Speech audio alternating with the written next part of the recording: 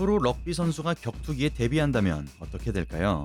미식 축구와 더불어 구기 종목 중에서 가장 위험하고 과격한 스포츠인 럭비. 거대한 체격을 가진 선수들끼리 몸을 부딪히며 점수를 내는 럭비는 미식 축구와는 다르게 아무런 보호 장비 없이 경기를 치른다는 점이 특징인데요. 보기만 해도 아픕니다. 보시다시피 럭비는 거친 몸싸움과 태클, 폭발력을 필요로 하기 때문에 투기 종목 못지않게 종합격투기와 아주 어울리는 스포츠라는 생각이 드는데요. 참고로 뉴질랜드에서 자란 슈퍼 사모안 마크 헌트 선수도 격투기에 입문하기 전에 럭비를 했었다고 합니다. 네, 오늘 방송의 주인공인 볼카노프스키는 이 럭비 종목에서 최정상의 자리에 오르고도 아무런 미련 없이 종합격투기로 전향해 UFC 챔피언까지 오른 정말 대단한 선수입니다. 168cm의 키로 비교적 작은 신장임에도 럭비 선수 시절 100kg에 육박한 몸무게를 가지고 있었던 그는 무려 미들급에서 패더급까지 4체급을 경험하며 체중 감량에 성공했고, 타고난 힘과 레슬링을 바탕으로 싸우는 전형적인 레슬라이커 스타일에서 높은 파이트 IQ와 테크닉을 앞세운 운영형 스타일로 탈바꿈하였는데요. 얼마 전 치른 타이틀전에서 오르테가에게 길로틴 초크를 잡히고도 불가사의한 정신력으로 이를 극복해내며 세계를 놀라게 한 볼카노프스키는 이 한 경기로 인해 인기가 없어 외면받던 챔피언에서 이제는 어엿한 UFC 스타 선수 중 한 명으로 당당히 자리 잡았습니다. 오늘은 인생이든 체중이든 격투기에서든 모두 변신에 성공하는 볼카노프스키의 과정에 대해 알아보겠습니다. 안녕하세요, 차도르입니다. 1988년 9월 29일 호주 쉘하버에서 태어난 볼카노프스키. 그는 마케도니아 출신의 아버지와 그리스 출신의 어머니를 두고 있으며 자신의 혈통에 대해 매우 자랑스럽게 여긴다고 합니다. 아빠 쪽 친척들 모두가 타고난 장사라는 볼카노프스키는 팔씨름을 져본 적이 없을 정도로 어릴 때부터 힘이 남달랐으며 그 덕분에 일찍이 시작한 그레코 로만형 레슬링에서도 별다른 어려움을 느끼지 못했다고 하는데요.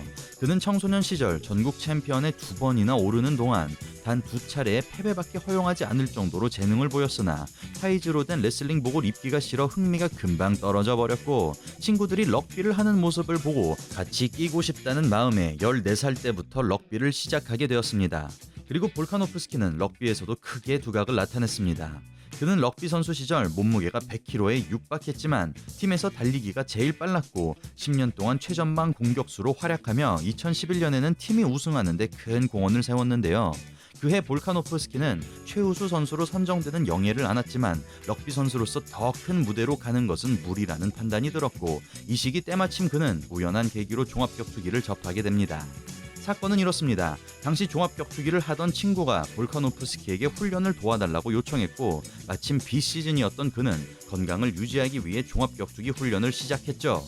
그러던 어느 날 프로 선수들이 모여 합동훈련을 하던 도중 어느 헤비급 선수와 볼카노프스키가 스파링을 하게 되었는데, 깜짝 놀라지 마십시오. 놀랍게도 격투기 초보자인 그가 헤비급 프로 선수를 제압해버렸고, 이 광경을 지켜보고 있던 코치가 볼카노프스키에게 선수를 해보지 않겠냐고 제안한 것이죠. 이미 럭비 선수로서 정점을 찍고 있던 시기였기에 웬만해서는 받아들이지 않을 법한 제안. 그러나 볼카노프스키는 모든 주변 사람들의 만류에도 불구하고 럭비 선수를 그만두기로 결정합니다. 사실 볼카노프스키는 어릴 때부터 격투기에 대한 관심이 늘 있었다고 합니다. 그는 UFC가 전혀 인기가 없던 시절부터 비디오를 빌려보거나 PPV를 직접 구매해서 시청할 만큼 열렬한 팬이었고, 몸이 부딪히는 럭비와 종합격투기가 비슷한 점이 많다는 생각을 늘상 하고 있었죠. 그렇게 격투기를 시작한 볼카노프스키는 타고난 체격과 현재 체중이 몸에 맞지 않는다고 판단하여 서서히 체중 감량에 돌입하고 미들급에서 치른 아마추어 경기에서 30초 만에 기권을 받은 것을 시작으로 4번의 경기를 모두 KO로 승리하는데요. 격투기를 시작하고 고작 1년밖에 지나지 않았지만 경쟁력이 있다고 판단한 그는 웰터급부터 체급을 내린 뒤 프로 무대에 데뷔하고 호주 중소단체를 오가며 3전 3승을 쌓음과 동시에 2개의 타이틀을 따냅니다. 그리고 볼카노프스키는 당시 호주에서 파운드 포 파운드 1위로 평가받던 코리 넬슨에게 첫 패배를 당합니다. 이 패배를 통해 볼카노프스키는 자신의 몸과 맞는 체급을 찾는 것이 얼마나 중요한지 깨닫게 됩니다. 자신의 가장 큰 단점을 보완하기 위해 한동안은 주짓수에만 집중하기로 결심하죠. 그리고 그는 태국 타이거 무에타이로 전지 훈련을 떠날 계획을 세우지만 당시 경제 사정이 넉넉지 않았던 볼카노프스키는 이사를 하면서까지 가진 돈을 모두 끌어모을 수밖에 없었고, 그럼에도 돈이 부족하자 모금 활동까지 벌이며 주위 사람들에게 도움을 요청했는데요. 다행히 약 200여 명의 사람들이 선행을 베풀어준 덕분에 그는 태국으로 떠나게 되었고, 그렇게 타이거 무에타이에 도착한 볼카노프스키는 체육관에서 진행한 한 프로그램에 참가합니다. 그것은 세계 곳곳의 유망한 선수들을 모아 경쟁을 통해 기량이 좋은 선수들을 선별하고 해당 선수들에게 장학금과 숙식을 제공하는 것이었습니다. 돈이 부족했던 볼카노프스키는 누구보다 이 프로그램이 절실했고 결국에는 최후까지 살아남으면서 우승자로 뽑히게 되었죠. 이때 마지막에 진행했던 테스트가 바로 주짓수 평가였고, 때마침 주짓수에만 몰두하고 있던 볼카노프스키는 손쉽게 통과할 수 있었다고 합니다. 뭔가 오징어 게임 같네요.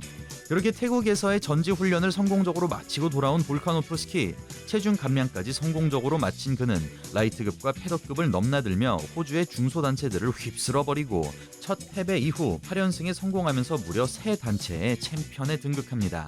그리고 그는 AFC 패더급 타이틀 1차 방어전에서 현 UFC 파이터이자 당시 전적 8승 무패의 제이미 멀라키 선수를 만나고 그야말로 트럭 같은 레슬링 실력을 보여줍니다. 자신보다 25cm나 큰 상대에게 압박을 펼치는 볼카노프스키, 순간적으로 자세를 낮춰 들어가는 태클이 너무나 빠르고 강력한 미는 힘으로 상대를 눌러놓습니다. 폭발력 있는 라이트에 이어 테이크다운에 성공하고 리어네이키드 초크로 피니쉬를 노려보는데요. 아쉽게도 탈출을 허용하지만 멀라키의 체력이 바닥나버리고 다시 한번 라이트 오버핸드를 맞추면서 경기를 끝내버립니다. 차원이 다른 반응 속도와 폭발력 있는 펀치, 엄청난 힘을 보여주며 완승을 거둔 볼카노프스키. 이렇게 그는 미들급에서 패더급으로의 변신을 성공적으로 마치고 13승 1패의 좋은 성적으로 2016년 11월 UFC에 입성합니다.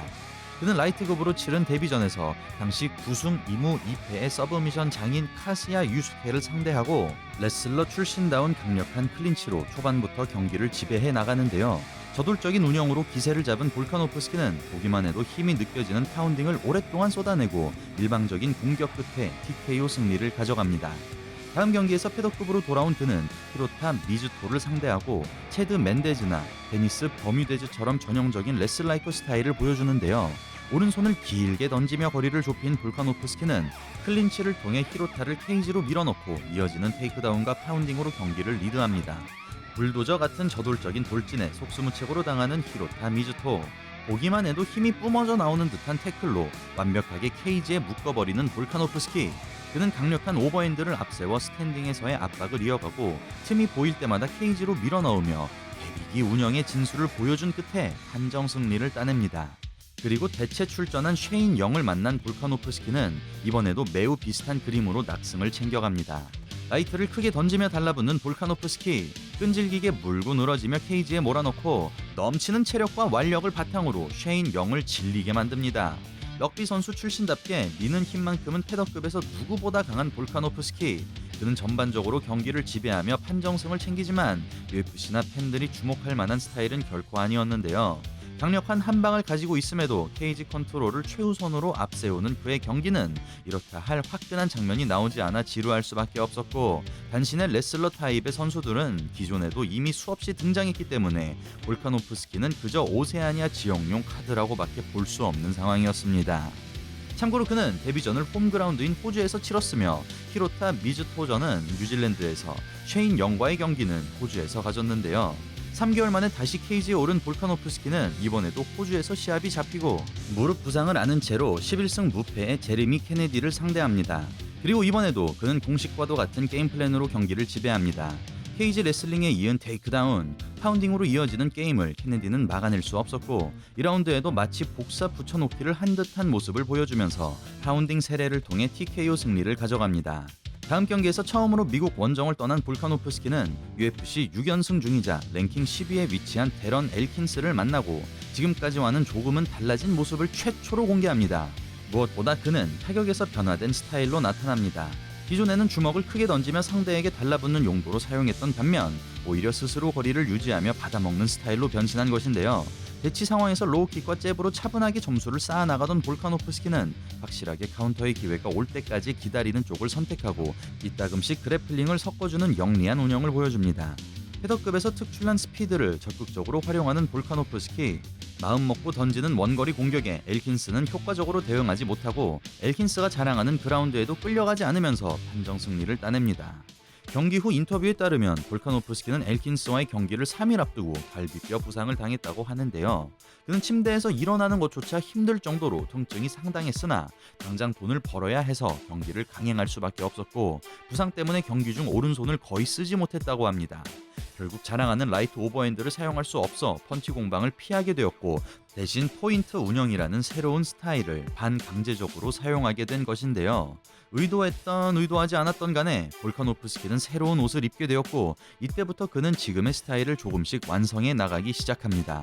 엘킨스와의 경기 이후 랭킹 10위로 수직 상승한 볼카노프스키는 3년간의 공백을 깨고 마일스 주리를 잡아낸 체드 맨데즈를 상대합니다. 외모부터 체격, 파이팅 스타일까지 모두 닮은 두 사람. 레슬링 베이스인 맨데스를 상대로 태클 시도가 부담스러운 볼카노프스키는 빠른 앞발 킥과 잽으로 원거리 견제를 시작하고 언제든지 오른손 카운터를 날릴 수 있도록 장전해 놓으면서 천천히 압박을 해나갑니다. 마음 먹고 들어온 맨데스의 펀치러쉬를 침착하게 막아내는 볼카노프스키. 공격 시도와 유효타 적중 횟수에서 볼카노프스키가 우위를 점하고 원거리 옵션이 없는 맨데스는 힘을 싣고 크게 한 방을 노려보는데요. 맨데스의 양훅이 적중하며 순간 볼카노프스키가 다운을 당하지만 금방 회복에 성공한 볼카노프스키는 다시 원거리 견제를 시작하고 힘을 몰아쓴 맨데스의 체력이 눈에 띄게 떨어지며 볼카노프스키의 공격에 반응하지 못합니다.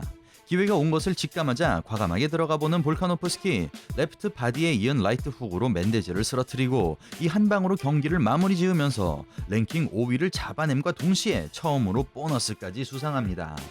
체드 맨데즈라는 네임드 선수를 잡아내면서 패더급 랭킹 4위까지 오르게 된 볼카노프스키. 그는 할로웨이에게 왕자를 빼앗긴 뒤 2연승에 성공한 랭킹 1위 조제 알도를 상대하고 알도가 가장 자신 있어 하는 싸움에 전면전으로 나섭니다. 빠른 반응 속도를 이용하여 상대의 공격을 타고 들어가는 받아먹는 식의 운영을 즐겨하는 알도. 볼카노프스키는 어느새 알도의 게임과 아주 흡사한 스타일로 변신해 있었고 오히려 스피드와 펀치력, 킥 옵션에도 알도를 능가해버립니다. 그는 지속적인 페인팅과 사각을 잡아내는 풋워크, 카운터를 날릴 수 없도록 재빠르게 치고 빠지는 잽으로 알도를 견제하고 적절하게 클린치까지 섞어주며 3라운드 운영의 달인인 알도에게 맞섭니다. 알도가 마음먹고 들어오는 타이밍을 정확하게 캐치하며 효과적으로 대응하고 라운드 후반에는 케이지 레슬링으로 확실하게 점수를 뽑아내는 볼카노프스키. 그는 절대 어중간하게 펀치를 내지 않으면서 알도가 반격할 틈을 주지 않고 3라운드 동안 완벽하게 경기 전략을 수행하면서 만장일치 판정 승리를 가져갑니다. 이렇게 UFC에서 7연승, 개인 통산 17연승에 성공하며 패더급 내 최고의 선수마저 꺾어낸 볼카노프스키. 그는 드디어 타이틀전에 나서게 되고 패더급에서는 도저히 적수가 보이지 않을 정도로 강력한 챔피언 맥스 할로웨이에게 도전합니다. 선제 공격과 펀치 연타, 엄청난 풋워크 능력을 자랑하는 할로웨이. 그런 할로웨이를 상대로 볼카노프스키는 철저하게 전략적인 운영으로 상대합니다. 할로웨이가 펀치 카운터로 반응할 수 없을 만큼이나 빠른 로우킥을 꺼내든 그는 최대한 잽을 내지 않으면서 할로웨이가 파고들 만한 틈을 허용하지 않고 강력한 라이트로 압박을 이어가면서 할로웨이가 쉽게 덤벼들지 못하는 상황을 계속해서 유지해 나가는데요. 할로웨이의 연타 셋업에는 한 스텝 빠지면서 상대해주지 않고 과감한 인앤아웃으로 타이밍을 끊어냈던 볼카노프스키는 유효타 적중의 달인인 할로웨이에게 매 라운드마다 유효타 횟수에서 앞서는 충격적인 장면을 연출해내고 5라운드 동안 끝까지 집중력을 잃지 않은 끝에 드디어 UFC 패더급 챔피언을 차지합니다. 정말 솔직히 말하자면 실력에 비해 스타성이 떨어져 그 누구도 주목하지 않았으나 묵묵히 연승을 쌓으며 럭비에 이어 종합격투기에서도 최정상의 자리에 오른 볼카노프스키.